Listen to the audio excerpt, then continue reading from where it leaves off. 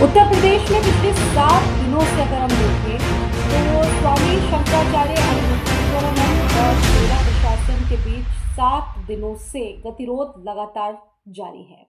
और इस बीच दोनों पक्षों की तरफ से जो टकराव है वो साफ देखने को मिल रहा है। शिविर में पहले युवकों के हंगामे पर अभिमुक्तेश्वरानंद ने पहली बार कोई स्टेटमेंट दिया है और उन्होंने साफ कहा है कि हमारे ऊपर इसलिए आक्रमण किए गए क्योंकि हम गौरक्षा की बात करते हैं। हम इनकी आग की किरकिरी बन गए हैं। हमें कोई कितना भी क्यों परेशान ना कर ले या कितनी भी जुल्म ना कर ले, हम उतनी ही मजबूती से खड़े रहेंगे। ये कहना है अभिमुक्तेश्वरानंद, क्योंकि ये 7 दिनों से ये जो विवाद है, जो गतिरोध है वो कायम है और इसका कोई भी इस वक्त कोई भी समाधान दिख नहीं रहा है। दरअसल आपने देखा होगा कि शनिवार रात कट्टर सनातनी सेना नाम के एक संगठन के 8 से 10 जो युवक थे भगवा झंडा लिए हाथ में नारे लगाते वहां पर पहुंचे और शंकराचार्य के शिविर में घुसने की कोशिश की। आई लव बुलडोजर बाबा और योगी जिंदाबाद जैसे नारे वहां पर लगे और इस बार बीच काफी तनातनी का माहौल हो गया।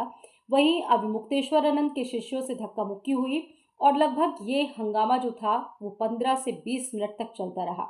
संगठन का जो प्रमुख है उसका नाम भी बता दिया जा रहा है, सचिन सिंह है। इसके बाद जो शिष्य थे शंकराचार्य के, उन्होंने शिविर को चारों तरफ से ढक दिया और अंदर जाने के जितने भी रास्ते थे वो ब्लॉक कर दिए थे। शंकराचार्य के शिविर ने इस मामले में थाने में एक शिकायत भी दी और कहा है कि असामाजिक लोग इस तरह से हमला करने की फिराक में थे और जबरन शिविर में घुसकर डंडा लेकर मारपीट करने की फिराक में उतारू थे, जिसके बाद उन तमाम लोगों को वहां से भगाया गया। हालात काफी गंभीर थे और उन्होंने सीधे तौर पर शासन प्रशासन पर आरोप लगाते हुए इस घटना को अंजाम देने का आरोप लगाया है। अभिमुक्तेश्वरानंद और प्रशासन के बीच 7 दिनों से विवाद जारी है। अब सबसे बड़ी बात यह है कि इस वक्त ये विवाद खत्म कैसे होगा। अब कुछ लोगों के जहन में ये सवाल है कि क्या शंकराचार्य को समझौता कर लेना चाहिए या फिर प्रशासन को आगे बढ़ना चाहिए, क्योंकि अभिमुक्तेश्वरानंद लगातार एक स्वर में कायम है कि वो पीछे हटने वाले नहीं, चाहे ये प्रशासन सरकार चाहे कितनी भी जुल्म ज्यादती हमारे साथ कर ले, हम पीछे हटने वाले नहीं हैं। और दूसरी तरफ कुछ एक चीजें ये भी इसमें रोचक बनी हुई है कि दूसरे संत मध्यस्थता करे तब ये खत्म होगा। हालांकि कई पीठों के शंकराचार्य इसको लेकर अपनी बात रख रहे हैं। इधर आपने देखा होगा कि खुद डेप्यूटी सीएम केशव प्रसाद मौर्य ने उनके तमाम शिष्यों से एक तरह से आह्वान किया था कि वो एक तरह से पीछे हट जाए इसको लेकर, और वो एक तरह से विनम्रता से माफ़ी मांगने की बात उन्होंने कही और कहा कि जो कुछ हुआ वो ठीक नहीं है। आप एक बहुत सम्मानित गुरुजी हैं और आपके साथ इस तरह का व्यवहार ठीक नहीं है। और उसके बाद आपने देखा होगा स्वामी अभिमुक्तेश्वरानंद ने भी डिप्टी सीएम केशव प्रसाद मौर्य की तारीफ करते हुए कहा था कि वो बड़े समझदार नेता और किसी ऐसे ही समझदार नेता को सीएम होना चाहिए। आपने देखा होगा कि वार पलटवार का जो सिलसिला है वो दोनों तरफ से लगातार कायम है। पहले मुख्यमंत्री योगी आदित्यनाथ जब हरियाणा पहुंचे तो उन्होंने बिना नाम लिए अभिमुक्तेश्वरानंद पर एक टिप्पणी की थी जिसमें उन्होंने कालनेमी का जिक्र किया था। कालनेमी जैसे प्रतीकात्मक शब्द की टिप्पणी उस वक्त की थी। 18 जनवरी की वो बात भी सभी को याद होगी कि बाग माघ मेला में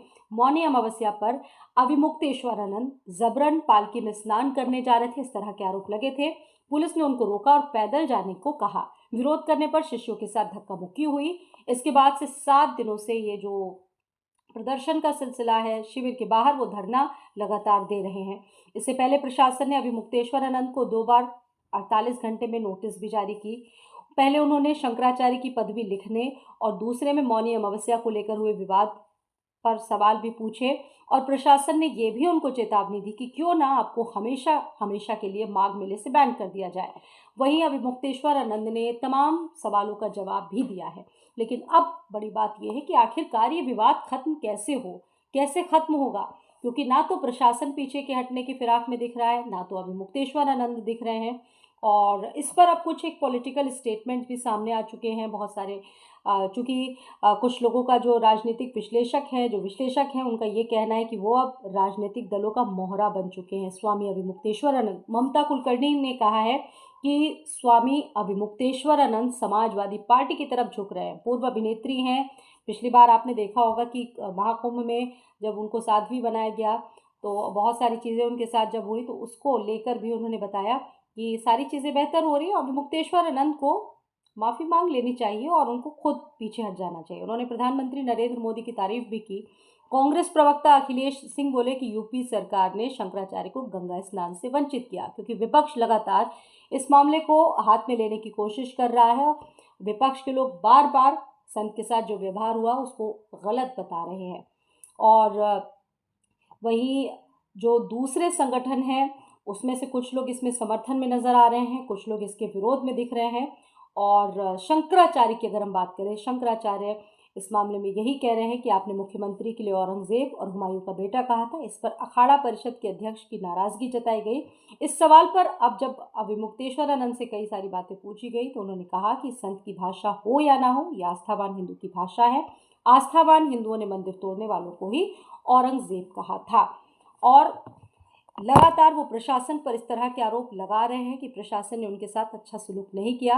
अगर एक बार प्रशासन के लोग हमसे माफ़ी मांग ले तो शायद ये विवाद थम जाए। आपको ध्यान होगा कि इससे पहले जब पूर्व में समाजवादी पार्टी की सरकार रही थी, उस वक्त भी इनके ऊपर, इनके शिष्यों पर लाठीचार्ज की घटना सामने आई थी। खुद इस घटना को याद दिलाते हुए स्वामी अविमुक्तेश्वरानंद ने कहा कि उस वक्त भी समाजवादी पार्टी की सरकार ने हमारे ऊपर डंडे बरसाए थे, लेकिन तब सरकार ने आके माफ़ी मांग ली थी और हमने उनको क्षमा भी कर दिया था। अगर ये सरकार भी कुछ ऐसा कर लेती है तो शायद कुछ हो सकता है। अब बड़ी बात यह है कि सरकार झुकेगी, प्रशासन झुकेगा या फिर अविमुक्तेश्वरानंद झुकेंगे, ये देखने वाली बात है।